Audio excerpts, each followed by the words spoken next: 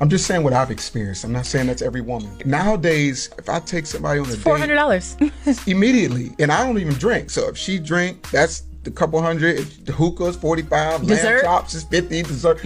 Man, where in the world do y'all find these women at? Hey, what's up everybody? In this video, I want to talk to y'all about this clip right here where this man is expressing himself, speaking about how his perception has changed about modern black women. And you know, in his case, they're down in Atlanta. He feel like a lot of these women over there are entitled. Me personally, I don't run into women like this, so it makes me wonder, like, where are y'all searching for these women at? How do y'all find y'all a woman that's talking about $400 on the first date, and by the third date you don't spend a third of that amount, you know, or nearly $1,000? Like, come on, man, I'm not doing it. And not only that, women that act in this manner, I wouldn't even take them on the first date. So here's how I want to do this video. The first thing I want to do is play this man's clip out entirely so y'all can hear his entire backstory, and then I'm going to elaborate very briefly. Then I'm going to read y'all some of these comments. When this is all said and done, show me some love and make sure you hit that subscribe button. happened in your dating experience to where you're now like, It's a lot of pressure on black men, specifically dating black women. And I love black women. Social media and the culture has put a lot of pressure on us. This could be just based on environment. When I moved to Atlanta, you know,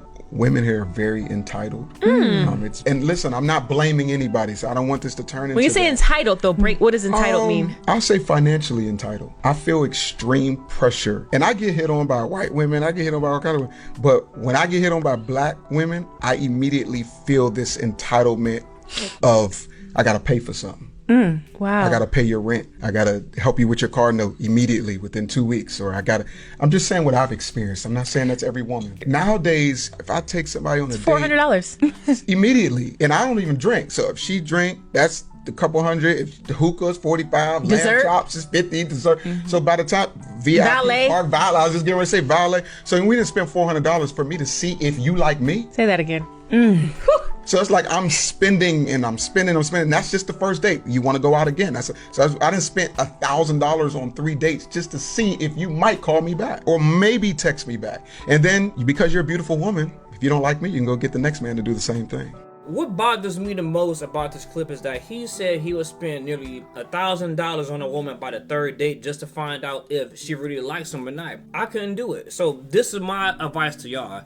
When y'all decide that y'all want to actually talk to a girl and everything, if y'all want to save money, you want to do a video date. The way this will work goes like this. Don't even tell her it's a date. So what you would do is talk to her through a text message very briefly and see if she's willing to give some form of investment of her time through a video call. So I asked her, like, well, when are you going to be free so we can do a video chat? Because what happens now is that you get to see her in her natural essence. She has to make some form of investment and sacrifice into you. So if she can't offer you 10 or 15 minutes of her time on a video chat to get the feel for her, then don't ask her out. Dude said he spent nearly $1,000 by date 3. Look, we might even make it to date 1. We on date 0 at this point. So hopefully y'all are listening, because this is how you weed out peasantly broke women that's trying to use you. So in regards to his experience with dating these entitled black women in Atlanta, the first woman said this in response: then date your wage bracket. Why all the complaining?